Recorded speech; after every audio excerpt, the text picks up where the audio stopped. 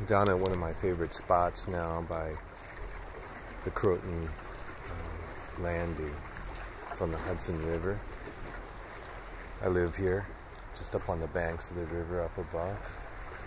And this is how I can manage to be as close as I am to New York City and really survive and enjoy myself, have a life as an artist, and get away from all of that incredible levels of sound that are there all the time. You know, we modern urban people, we live in such an incredible soundscape. We don't really think about it all that much, but the detritus of all of the industrial age, the transportation, the manufacturing, the disk drives, the cell phones, the compression, the iPhones, the earbuds, the air conditioners, they all take up the space that we used to have to think, to communicate. And in the meantime, we haven't really evolved all that much.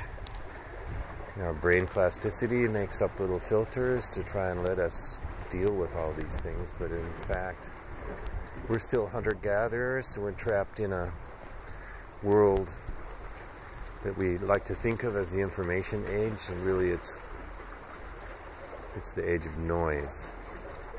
It's the Baroque era of fossil fuels, where any kind of fossil fuel toy is allowed to eat up our thinking space, our hearing space, just so long as it turns a profit.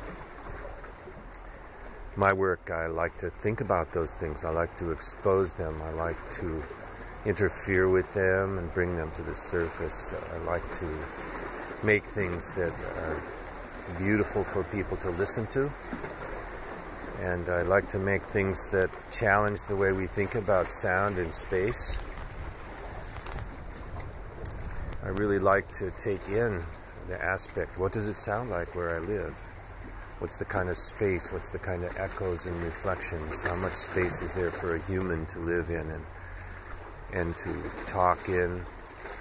Is there whispering space? What are the textures of the sound world we live in? Are they all machine? How much space is there for things that change all the time? For wind, for water, for bird, for cricket, for seasons, for things that tell us about the weather, that take us into the loop with the natural world instead of putting a drone and an industrial drone between us and the environment. And what I'd like to do with Vic in Australia is to explore that terrain, to absorb its textures and sounds and smells and feel, and the type of people who live there, all the kinds of terrain and ambience that are there, what kinds of spaces and hearing spaces do people live in, what are the signal tones, and create an environment of instruments that transfer nature and space into something that people can explore.